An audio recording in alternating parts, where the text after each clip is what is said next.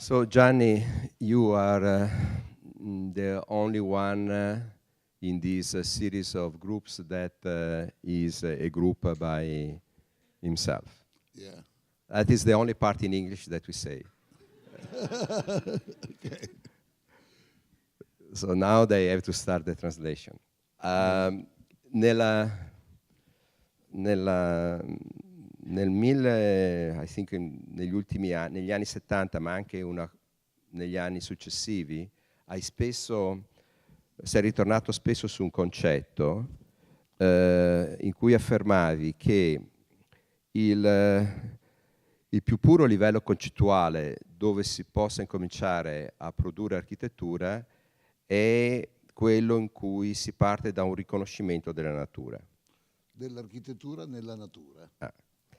E questa parola natura oggi è spesso considerata una parola un po' fuori moda, un po'. È sostituita molto spesso dall'idea di una seconda natura, in cui si inizia a riconoscere sempre più la presenza dell'azione umana.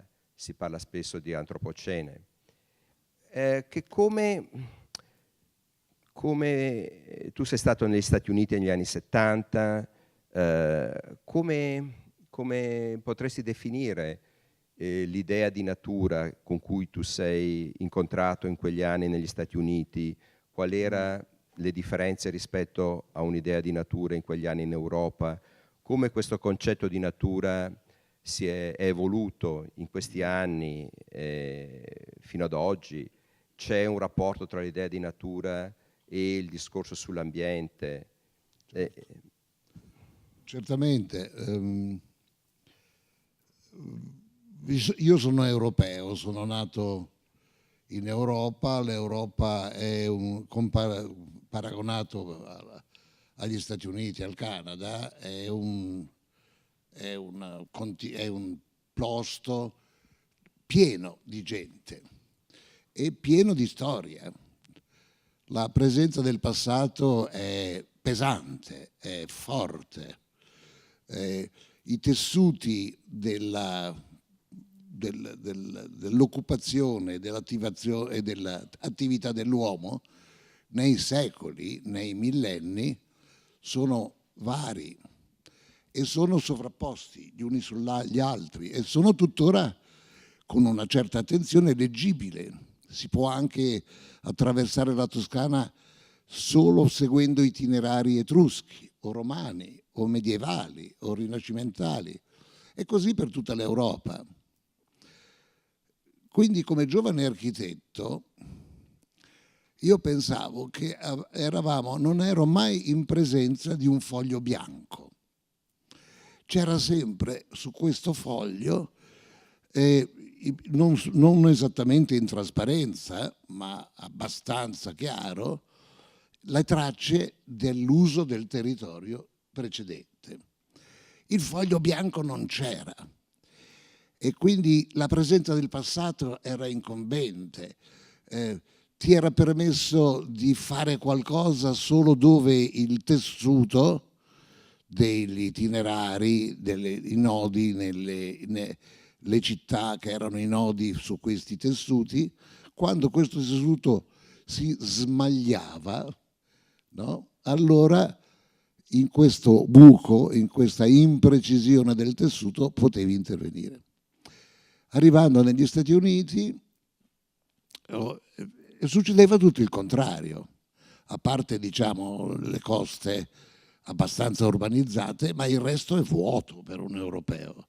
C'è un tessuto stradale, nei nodi degli incroci ci sono delle città. E io pensavo che per esempio ci sono anche i deserti, nei deserti avrei trovato il foglio bianco. Vado per deserti, scelgo di andare per esempio fra i vari inviti come artist in residence o come docente di progettazione, scelgo Salt Lake City perché c'era il deserto, perché c'era il grande lago salato, perché c'era una presenza del passato come il livello del lago preistorico Bonneville che ancora marca il paesaggio. Il livello successivo è quello abitato, poi c'è il deserto, poi c'è il lago, tuttora. Eppure passando per questi luoghi, incontrando i nativi, eccetera, andando per esempio, tanto per capirci, lo so, sulla Monument Valley, siamo noi stanziali, noi che non ci muoviamo e abitiamo in zone fortemente urbanizzate, siamo noi stanziali che chiamiamo la Monument Valley, ma il nativo la chiama la Valle dei Templi, non so, la Valle della Morte, è un luogo che tu dici un altro deserto. Niente affatto, anche quello ha degli itinerari, anche quello ha delle abitazioni, ha dei templi, ha dei luoghi che il nomade che ha sempre utilizzato questi territori ha marcato in modo concettuale, nell'uso, lasciando fisicamente intatto il territorio. Il modo migliore dell'uomo di usare un territorio è attraversarlo e riconoscere l'architettura nella natura. I was a little bit nervous because it's taking a lot of time rispetto to the time assigned. No. Torniamo a un altro aspetto del tuo lavoro che è anche presente in altri gruppi, ma comunque il discorso dell'appropriazione. Tu hai fatto moltissimi interventi in Toscana, ma anche quando eri negli Stati Uniti, nello Utah, Minnesota, con questo discorso dell'appropriazione dello spazio pubblico, da delle installazioni come Carabinieri, Arnolfo di Cambio, alle sedie portatili. Questa idea di occupare e definire lo spazio in maniera diversa, ma anche e soprattutto attraverso un'idea di temporalità. Certo. Tu hai sempre parlato dell'architettura come un fatto temporaneo. Sì, cioè, ho sempre pensato che l'architettura ha molti pregi, ma anche ha questi difetti. L'architetto utilizza, cioè produce architettura in qualche modo per costruire il piedistallo per il proprio monumento equestre e quindi essere per sempre presente nel luogo dove ha operato. Io penso che ogni generazione ha il diritto di esprimersi, ha il dovere di imparare come rapportarsi con il passato, ma contemporaneamente, come tutti i momenti culturali, ha il diritto di lasciare il proprio segno. Ma il concetto di reversibilità io lo trovo molto giusto, molto importante, cioè la fisicizzazione delle tue filosofie in termini di architettura non debba essere permanente, salvo in casi eccezionali. Io penso che anche oggi moltissime città, moltissime parti di città dovrebbero essere eliminate con la dinamite. Non ti chiedo quali.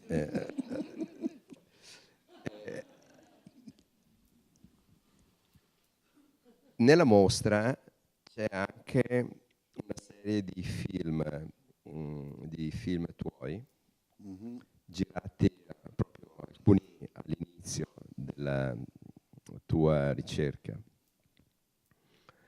E uno di questi film è proprio affronta il problema del ruolo dell'architetto, ed è un film che tu hai girato seduto di fronte a un tecnigrafo, che sono questi tavoli da disegno tecnico, tavoli da disegno, in cui tu facevi di tutto tranne che disegnare.